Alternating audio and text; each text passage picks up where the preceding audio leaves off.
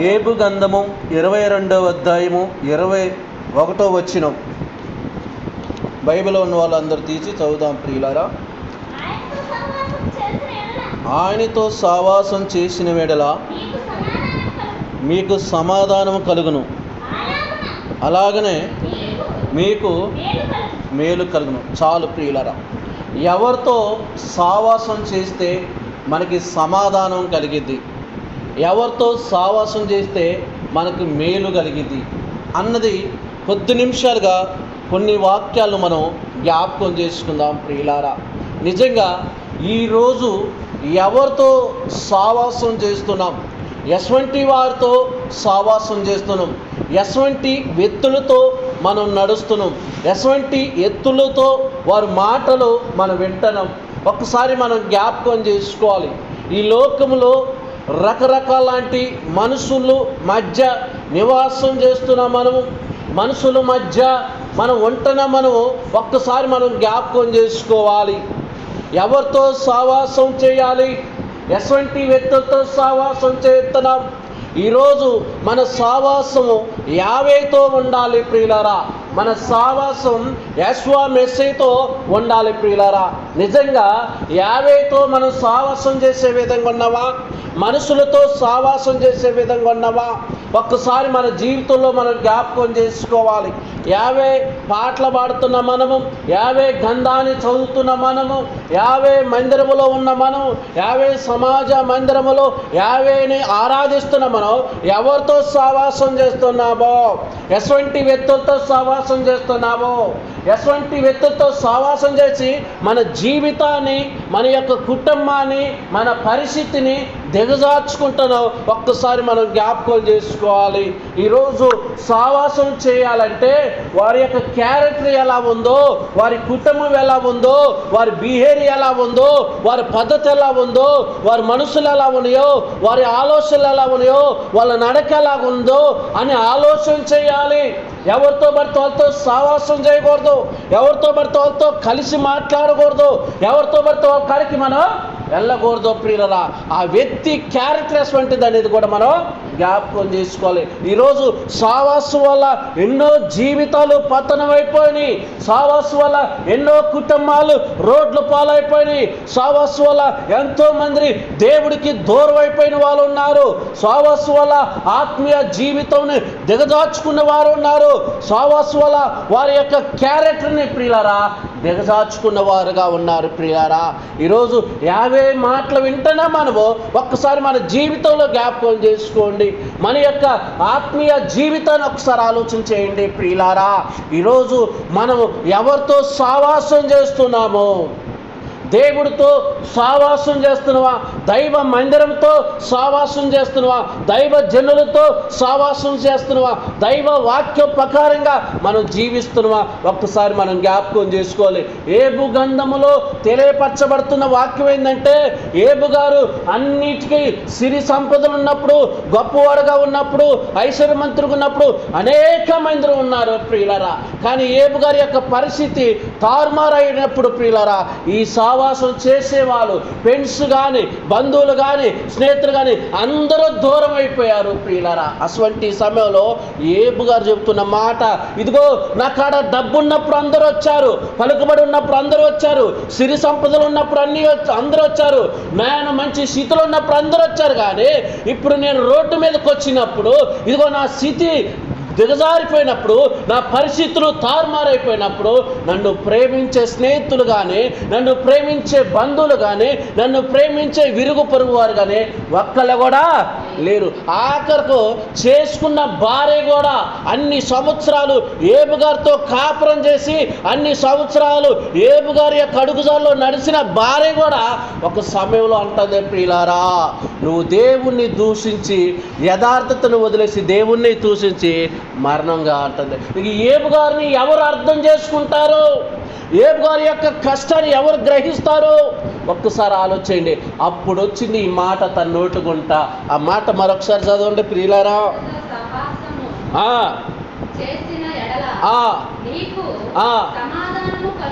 చాలు ప్రియులారా. ఎవరితో సావం చేస్తే, ఇంటి ముందు అంతో చేస్తే, సావాసం చేస్తే మేలు జరగదు. ఇంటి పక్కనతో సహాయం చేస్తే మేలు జరగదు, లేకపోతే ఇరుగు పొరుగు వారితో సహాయం చేస్తే మనకి మేలు జరగదు. ఏ మనిషి అయినా ఈ లోకంలో మనిషి స్వార్థపరుడే, అవసరాల కొరకే సహవాసం చేస్తారు. ఆ మనిషితో పని ఉందంటేనే ఆ మనిషితో సహవాసం చేస్తారు. ఆ మనిషితో పని చేసుకోవాలంటేనే ఆ మనిషితో సహవాసం చేస్తారు. ఆ మనిషితో పని అయిపోతే సహవాసము చేయరు. నేను అందరిని అన్నారు, కొంతమంది ఉన్నారు సహవాసంలో, కొంతమంది ఉన్నారు స్నేహం. ప్రియులారా 30-40 సంవత్సరాలు కూడా ఆ స్నేహం అలాగే ఉంది ప్రియులారా. వాళ్ళ దాకా ఎందుకండి ప్రియులారా, 2007లో పౌలు గారు నాతో కలిసిండు ప్రియులారా. 2007లో ప్రియులారా ఆ యొక్క మరి రోజు గారి యొక్క అభిషేకాలు అప్పుడు నాకు కలిసిండు ప్రియులారా. ఆ రోజు నుంచి వారు అప్పుడు 2007లో ఏ ప్రేమ ఎత్తుందో, 2007లో ఏదైతే ఆ యొక్క జాలి, ఆ గుణము, ఆ విధేయత, ఆ ప్రేమ ప్రియుల ఈ రోజు కూడా అదే ఉంది ప్రియులారా. ఆ రోజు ఏదైతే ప్రేమ ఉందో, ఆ రోజు ఏ విధంగా అయితే మందలిచ్చిండో అదే ఈ రోజు వరకు కూడా అది మారలేదు ప్రియులారా, అది దగ్గలేదు ప్రియులారా.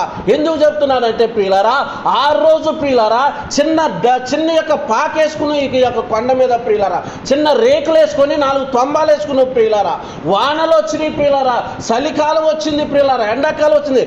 ఏది ఇచ్చినప్పటికీ ప్రియులారా ఆ రోజు ఏదైతే ప్రేమ ఉందో, ఆ రోజు ఏదైతే తగ్గింపు ఉందో, ఆ రోజు ఏదైతే ప్రార్థన జీవితం కలిగి ఉందో, ఈ రోజు కూడా యావే దైవ మందిరాన్ని నిర్మించుకున్నాక కూడా, యావే వల్ల దేవుడు మందిరము మనం నిర్మించుకున్నాక కూడా అదే ప్రేమ కలిగి ఉన్నాడు ప్రియులారా. దేవుడు నామానికి మహిమ కలిగిన చప్పట్లు కొడదామా ప్రియులారా. ఈరోజు ప్రియులారా 50 మాటలు వింటున్న మనము కూడా ఒక్కసారి ఆలోచన చేయాలి. మన యొక్క సావాసం 50తో ఉందా, మనుషులతో ఉందా, లోకముతో ఉందా, సిరి సంపదలతో ఉందా, బంగారంతో ఉందా, దేనితో మన సావాసం ఉంది? దేన్ని మనం ప్రేమిస్తున్నాం? ఈ లోకంలో భూములు ప్రేమిస్తున్నావా? భూమి శాశ్వతమైంది కాదు. బంగారాన్ని ప్రేమిస్తున్నావా? బంగారం శాశ్వతమైంది కాదు. బట్టలు ప్రేమిస్తున్నావా? బట్టలు శాశ్వతమైంది కాదు. మనం కట్టుకున్న మంచి ఇల్లును ప్రేమిస్తున్నావా? అది శాశ్వతం కాదు. మన జీవితమే శాశ్వతం కాదన్నప్పుడు, మన జీవితమే నీటి బుడక లాంటిది అనుకున్నప్పుడు, మరి ఈ లోకంలో దేన్ని ప్రేమించినా అది మనకి దూరం అయిపోద్దని లేఖనాలు మనకి తెలియపరుచుతుంది ప్రియులారా. యావే తండ్రి ఈరోజు సూటుగా నీతో మాట్లాడుతున్నాడు ప్రియులారా. ఏమని మాట్లాడుతున్నాడంటే ఆయనతో సావాసం అయింది. ఎవరితో సావాసం చేయాలంట? ఎవరితోనంటండి? పరలోకమందున్న కన్న తండ్రి అయిన యావే తండ్రితో సావాసం చేయాలి. ఆయన పరిశుద్ధుడు, ఆయన నీతిమంతుడు, ఆయన యథార్థమంతుడు, ఆయన మనుషుల్ని ప్రేమించేవాడు, మనుషులకు మేలు చేసేవాడు, మనుషుల జీవితాలని మార్చేవాడు, మనిషి కుటుంబాన్ని కట్టేవాడు. ఆయనలో మోసం లేదు, ఆయనలో జిమ్ముకులు లేవు, ఆయనలో మాజికులు లేవు, ఆయనలో పిట్టకథలు లేవు. నేను పరిశుద్ధుడిని కాబట్టి మీరు పరిశుద్ధిగా ఉండి నన్ను ఘనపరచుడి, నేను మిమ్ములను. చూడండి పిల్ల, ఇంత డేరుగా, ఇంత ధైర్యంగా యావే తండ్రి మనతో మాట్లాడుతుండగా ఆ మాటలను ఎందుకు మన హృదయంలో సేకరించలేకపోతున్నాం? దేవుడు మందిరంలో ఉన్నంతసేపు మనం ఈ మాటలు బాగింటాం, కానీ దేవుడు మందిరం దాటితే ప్రియులారా మన సావాసాలు రకరకాలుగా ఉంటాయి ప్రియులారా. సీరియల్తో సావాసం చేసేవాళ్ళు ఉన్నారు, సెల్లిపొడితో సావాసం చేసేవారు ఉన్నారు, ఇక ఎదిరింటావా పక్కింటా పుల్లమ్మ రంగంతో సావాసం చేసేవారు ఉన్నారు.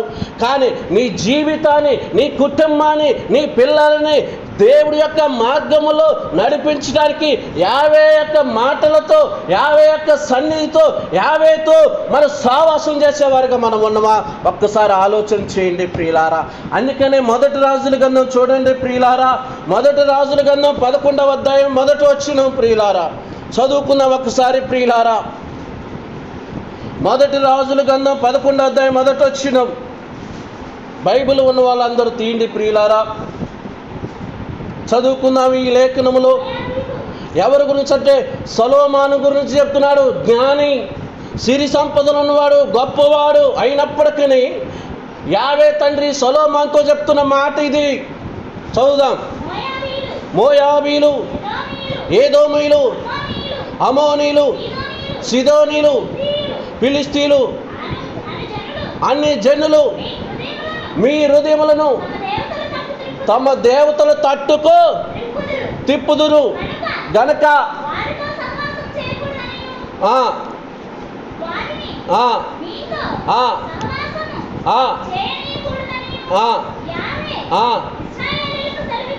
చప్పట్లు కొడదామా ప్రియులారా? యావే తండ్రి సూటుగా చెప్పాడు. యావే తండ్రి ఖచ్చితంగా చెప్పిండు, నానా సొలొమోను ఇగో వాళ్ళతో సహవాసం చేయి మాకు, వీళ్ళతో సహవాసం చేయి మాకు. వాళ్ళతో సహవాసం చేస్తే నీ జీవితం ఆగమైపోద్ది, నీకున్న భక్తి ఆగమైపోద్ది, నీకున్న విశ్వాసం ఆగమైపోద్ది, నీకున్న నమ్మకం కోల్పోతావు. ఎప్పుడు దాకా నువ్వు మంచి పేరుంది, ఎప్పుడు దాకా మంచిగా జ్ఞానం కలిగిన వాడు, పరిశుద్ధుడివి, మంచిగా పరిపాలన చేస్తున్నావు కాబట్టి అమోనీయులు, ఏదోనీయులు, సీదోనీయులతో నువ్వు సావాసమా చేయి మాకు, చేస్తే వాళ్ళు నీ హృదయాన్ని తిప్పేస్తారు అని దైవ వాక్యం ద్వారాగా ఆ రోజు సొలొమోనుకి యావే తండ్రి చెప్తే ప్రియులారా, సొలొమోను ఏం చేసినట్టే యావే తండ్రి మాటలో పక్కన పెట్టిండండి. ఏం పెట్టిండు? ఇంటానికి ఇంటుండు కానీ ఆ మాటలు ఏం చేసిన పక్కన పెట్టిండు. మనం కూడా 50 మందిలో 50 మాటలు వింటున్నాం కానీ ఆ మాటలను విని అనుసరిస్తున్నావా, విని వదిలేస్తున్నావా, విని పాటిస్తున్నావా? ఒక్కసారి మనం జ్ఞాపకం చేసుకోవాలి ప్రియులారా. ఎందుకనంటే సొలొమోను యొక్క జీవితం ఏమైపోయిందంటే 50 చెప్పిన మాటలు విని కానీ పాటించలేదు ప్రియులారా. తన జీవితం ఆగమైపోయింది, తన యొక్క క్యారెక్టర్ ఆగమైపోయింది ప్రియులారా. మన జీవితంలో కూడా దైవజనుడు బలిపేట మీద ఉండి మాట్లాడుతున్నప్పుడు, దైవ వాక్యం ద్వారా మాట్లాడుతున్నప్పుడు ఆ వాక్యాన్ని మన హృదయంలో చేర్చుకొని నేను ఎవరితో సావాసం చేయాలి, ఎవరితో సావాసం చేయకూడదు అని ఆలోచన చేయాలి ప్రియులారా. ఈరోజు లోకంలో ప్రియులారా ఎక్కడ చూసినా నాకు ఫ్రెండ్స్ ఉన్నారు, నాకు బంధువులు ఉన్నారు, స్నేహితులు ఉన్నారు, నా రక్త సంబంధులు పెద్ద బలగం ఉంది, నాకు పలుకుబడి కలిగిన వాళ్ళు ఉన్నారు. కానీ వారి క్యారెక్టర్లు ఎస్వంటి, వాళ్ళ బిహేవియర్ ఎస్వంటిది, వాళ్ళ నడక ఎస్వంటి, వారి ఊహలు ఎస్వంటి అనేది మనం గ్రహించాలి. దేవుని నమ్మిన బిడ్డలతో సావాసం చేయాలి, దేవుడి యొక్క మార్గంలో నడిచే బిడ్డలతో సావాసం చేయాలి, దైవ వాక్యానికి చిత్తానికి లోబడే వారితో సావాసం చేయాలి. ఎవరితో పడితే వాళ్ళతో సావాసం చేస్తే నీకున్న ప్రార్థన జీవితాన్ని కోల్పోతావు, నీకున్న ఆత్మీయ జీవితాన్ని కోల్పోతావు, నీకున్న విశ్వాస జీవితాన్ని కోల్పోతావు, నీకున్న మంచి పేరును కోల్పోతావు, నీకున్న మంచి సాక్ష్యాన్ని కోల్పోతావు ప్రియులారా. ఎందుకంటే ప్రియులారా నీ సావాసం యావేతో లేకపోవటం వల్ల ప్రియులారా, నీ సావాసం యావే తండ్రి మాటలతో లేకపోవటం వల్ల ప్రియులారా. సొలొమోను జ్ఞానే, సొలొమోను మంచి పరిపాలన చేసిన వాడే, సొలొమోను మంచి యొక్క అందగాడే, మంచి యొక్క పలుకుబడి పలికిన వాడే. కానీ ఎవరితో సావాసం చేసినట్టే ప్రియులారా యావే తండ్రి చెప్పిన వారితోనే సావాసం చేయటానికి పూనుకున్నాడు ప్రియులారా. చివరికి ఏమైపోయిందంటే తన జీవితాన్ని దిగజార్చుకున్నాడు. ఈరోజు మనము కూడా ప్రియులారా ఎవరితో సావాసం చేయాలనేది ఒక్కసారి ఆలోచన చేయండి ప్రియులారా. చివరి మాట చూసుకొని ముగించుకుందాం ప్రియులారా. 1 కొరింథీ 1:9 ప్రియులారా. 1 కొరింథీ 1:9 తన కుమారుడు అయిన సావాసమునకు మిమ్మల్ని పిలిచిన వాడు నమ్మదగిన వాడు. అంటే యేషువ మెస్సీయ కూడా పిలుస్తున్నాడు, మీరు నాతో సావాసం చేయండి. యావే అక్కడ వెళ్తున్నారు, ఇగో యావేతో సావాసం చేసిన వేడాలా మీకు సమాధానం కలుగును, అలాగే నీకు మేలు కలుగును. సమాధానం లేని కుటుంబాలు ఉన్నాయి, మేలు లేని కుటుంబాలు ఉన్నాయి. కాబట్టి ఈరోజు ఆయనతో సావాసం చేయండి, మీ సమాధానం కలిగింది, మీ కుటుంబంలో సమాధానం కలిగింది. ఈరోజు ఎక్కడ చూద్దామన్నా నాకు సమాధానం లేదండి, నాకు నెమ్మది లేదండి, నా కుటుంబంలో మనశ్శాంతి లేదండి. ఎందుకు అండి? మంచి లంకంత కొంపుండగానే కంటిన్యూగా నిద్రపోలేకపోతున్నాను, నాకు నెమ్మదే ఉండట్లేదు, నా ప్రశాంతత లేదంటున్నావు. కానీ ఈరోజు యావే తండ్రి అంటున్నాడు, యావే తండ్రితో సావాసం చేయి, నీ సమాధానం కలిగిద్ది. రెండోది ఏమన్నాడంటే నీకు మేలు కూడా కలిగిద్ది. ఆయన మాటలు మనం విని ఆ మాటలు మన హృదయంలో భద్రపరచుకొని ఆయన యొక్క యావే తండ్రితో సావాసం చేసిన వేళ మనకి సమాధానము మేలు కలిగిద్ది. అటువంటి సమాధానం మేలు మనము పొందుకోవాలని యావే తండ్రి ఈరోజు మాట్లాడుతున్నాడు. కాబట్టి ఆ మాటలను మన హృదయంలో భద్రపరచుకుందాం. యావే ఈ వాక్యమును మీ హృదయంలో భద్రపరిచి మిమ్మలను దీవించునుగాక. ఆమేన్.